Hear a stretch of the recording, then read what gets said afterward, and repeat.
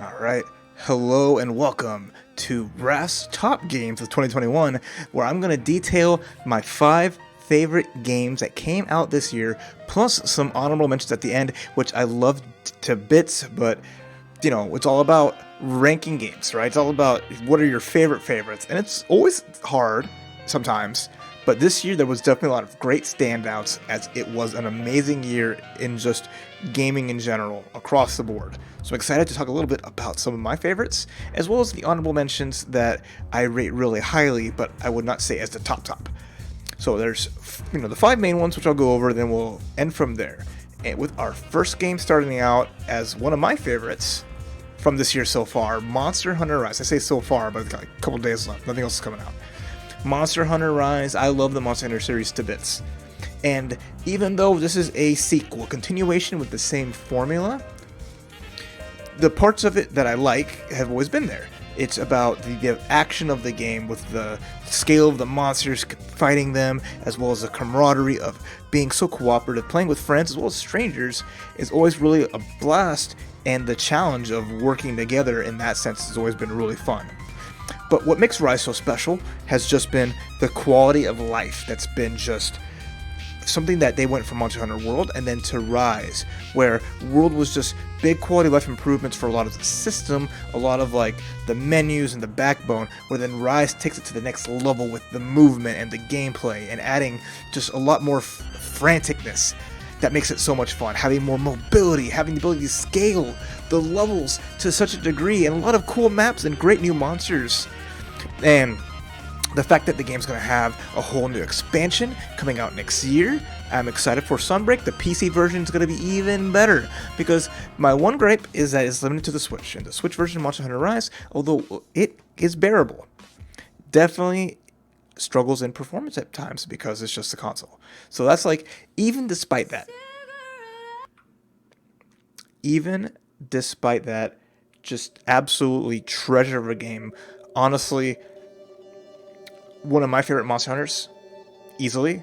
World is always going to be like just top tier, but the potential for Rise is because, Monster Hunter World went through a lot of changes to get to where it needed to be, had a whole big expansion of itself with Iceborne, World with where Rise with Sunbreak is going to really push it, but the amount of time I invested, the amount of fun I had, just absolutely incredible game, and that's why I put Monster Hunter Rise up there. For sure. And I will be playing more of it with the PC version, because unfortunately Capcom doesn't like doing cross saves because they're assholes.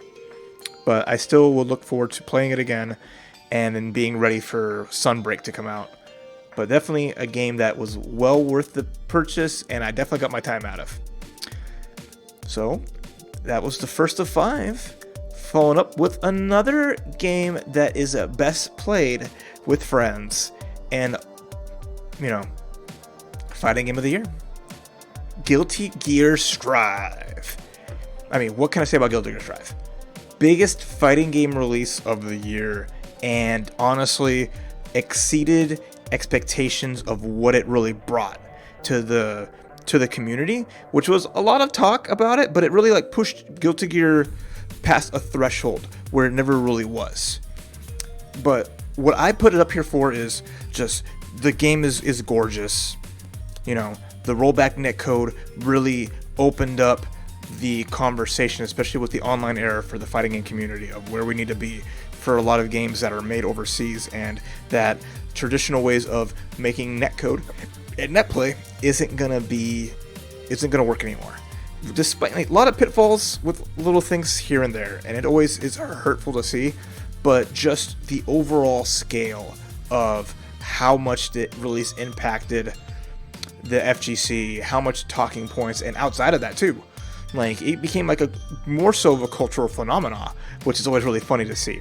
But beyond the external factors and the things like the ripples that it caused, it's just very fun to play. A change from previous iterations. In what direction, that's up to you if you like it or not, but just easy to pick up and play, fun to do, and just you can lose time with a session so well. And I love the direction that they're going with additions to the game. But just stellar release, and honestly, to say a fighting game be so well regarded, as well as to be such a conversation piece, makes my heart like soar. So that was a big part of that. But again, I enjoyed playing it myself. I love I love a lot of the system. Some changes, not a huge fan of, but for the most part, like I love the direction that it went, and I love that more people from all communities could get together and play the game, and Guilty Gear is more accessible than ever. So that's Guilty Gear Strive, and that was number 2 on my top games, at least for like the 5 most impactful and my favorite games. Which number 3 is one that we finally tickle the indie side of things. That is Chicory: A Colorful Tale. Chicory: A Colorful Tale was, to me, a sleeper hit of the year. One that I was looking forward to since I first saw it, known as Draw Dog. It tells the story of Omelette and her adventures through a barren land armed with a paintbrush that belongs to her friend Chicory, where she has to travel and using the paintbrush and her art skills, aka the users, because it's the fun part is you're the paintbrush. You get to paint the world as you see fit and use paint interactions to manipulate the environment and solve puzzles. And it tells also a wonderful story, you know, of expectations, of anxieties, and really great characterization. And the story's just was one of the really key points, because I always saw the gameplay as something that was going to be that pushed it forward. But the way it presented the characters and the way that they intermingle, and as you explore and make your way through the adventure, stellar. You know, very pretty game too. It takes the mechanics that it built, and it does such a great job of keeping it fun and not making it feel like a slog, because you can play it how you like, and that's like the fun part too. So it's really cool in that sense. And in the way I say, like, you can paint everything, or you can just kind of do the bare bones. It's however you want. But at the end of the day, it's a great adventure title, and I love it to bits. So definitely that's one to check out if you have not. For sure, for sure. So that's 3 down. 3 down. So I got 2 more of my, like, top 5. No order. Top 5 favorite games so far for 2021. Number 2 should be a no-brainer. And that's going to be Tales of Arise. This is a stellar role-playing game. Kind of like, I call it similar in terms of Monster Hunter Rise, where it's a familiar backbone. The foundation is there from the Tales games by Bandai Namco that have been built up from other stuff like Vesperia and, Abyss, and those like the Zillia and Berseria. So as they keep evolving the franchise, Arise was one that really stood out to me, and I've loved putting time into it with a really fun cast of characters and probably the most varied gameplay when it comes to the characters in it, because this is a role-playing game where the battles are very active, right? And you have all these characters with really varied fighting styles, magic, range, melee, or otherwise. And picking up a character and using them and a subsystem each one had made it so refreshing to play, because you can just pick a different character and really try the game in a different way, and it really spins its head. Even though the combat, the enemies attack the same and stuff like that, and your allies that are computer controlled do their own thing, right? So that's a part of it that I loved so much. But a big piece of it is just that the story starts off amazing. I love the direction it faltered a bit, and that's always like the hard part, especially with a JRPG. But it definitely had its low points, but it started off extremely strong. But it was still a satisfying game to finish, and I really love visually and sound design wise, so many parts of it put together. Just an outstanding, polished, and wonderful game through and through. So Tales of Arise. I haven't played a full Tales game in a long while.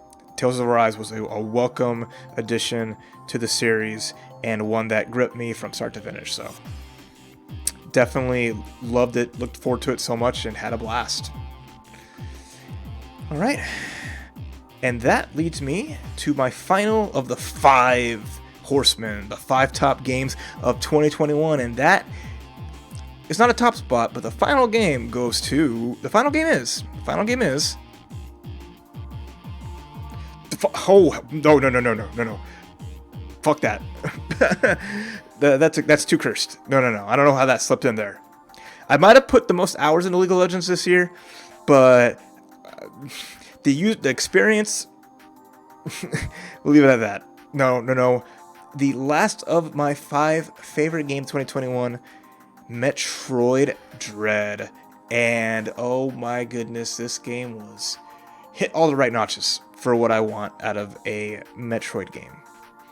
It was just, for the Switch, obviously, beautiful for the console it was made on. The music wasn't stellar, so I'm trying to go through all the points, but gameplay was fantastic. Honestly, my favorite Metroid game control-wise to play. Action felt great. The variety of abilities felt great. I loved the exploration part of it was fantastic.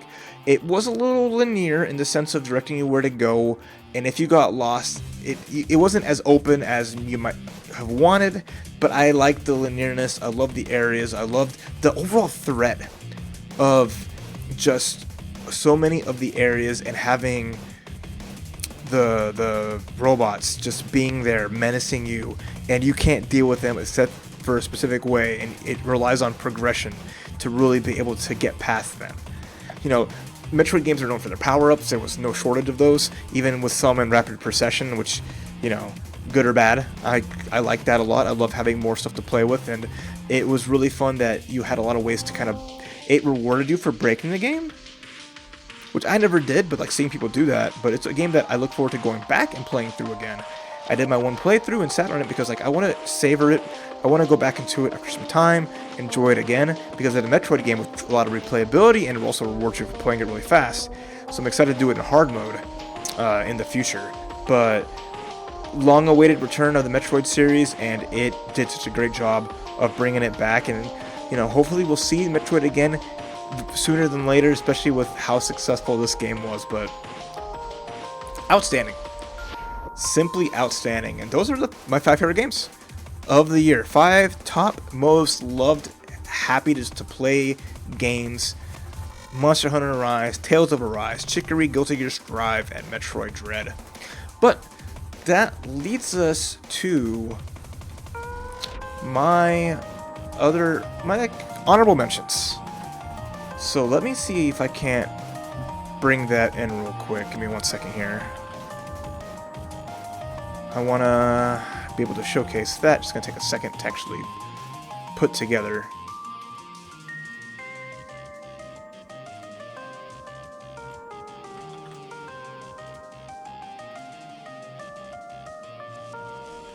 Where's the paste? Paste. No. Not that. Go away. Image.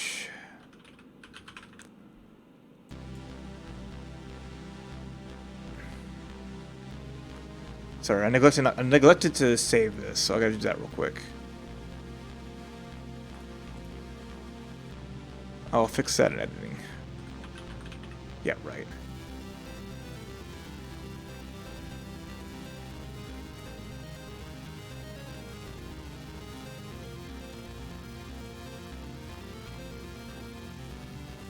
Alright, there we go. Alright, so the finale with my honorable mentions of my favorite games of 2021, and also ones that I did not play but I want to check out in the future. So, great 8th Eternity Chronicles. It was a tough not to put that in my top 5. I think it could have made a case and edged out a game or two in there, but definitely one that I love. Ace Attorney so much. I mean, you see behind me. Well, yeah, you see behind me, right? Phoenix right on the wall. Ace Attorney Chronicles. I was looking forward to this so much, and it did not disappoint. Porting the 2 Ace Attorney games we never got stateside, and oh my god, they were so robust, so amazing, so much fun. Characters were beautiful, the music was beautiful, and the gameplay was just perfect. But, you know, what can I say? If you never played an Ace Attorney game, it's a great starting point because it's separate from like the other parts of the franchise. It's different characters through and through, and a lot of really weird gameplay twists that didn't exist in the last one, but did such a great job of it, and just absolutely stellar and a good amount of time. It's a bundle of both games. 2 games that came out. You can play both, and even the first one. You know, Ace Attorney games aren't notable for being super long, but they will be good time sinks and just a blast to figure out and solve as you go through the visual novel. Next up, Cyber Shadow. Another one of my indie favorites that came out this year, and that is a game that if you love Ninja Gaiden, if you love your 16-bit style running ninja action platformer, it's just a testament to and a love letter to all of the classic ninja games of yore, and it was phenomenal. Challenging, great music, visual style, and just gameplay. Loved it. Eastward, one that I didn't finish 100%, but another game that's an indie game that's visually striking. If you like your Earthbound, if you like that kind of, it's just not 100% like that, right? But if you like that kind of graphical style, then it is one that I can't recommend enough. If you love like really unique visuals, a very unique and fun story, and a colorful and dangerous world, Eastward is a treasure. Can't recommend that enough. And then, you know, Super Monkey Ball Banana Mania. It's more of like a full remaster of like the first 2 Monkey Ball games, but it's still really good because it's made from the ground up with such love and care. It's different in a little bit control-wise to the older ones, but never played from what I saw, but just like, it's a great formula, and it's a really good, probably one of the best remasters this year, for sure. So that's why I kind of put it up there. It's just like, hey, it's a really good game. I had a blast with it, well worth the money, and a lot of fun. And finally, Loop Hero. Another sleeper hit, one that I never truly finished either, but one that came, you know, for what it is, and it's like an idle game with building elements. It's challenging, but the gameplay loop, pun intended, is phenomenal. It's cute. It's great to play on the side, but damn it, if it is not hard, I don't know what is. Probably one of the hardest games I played this year.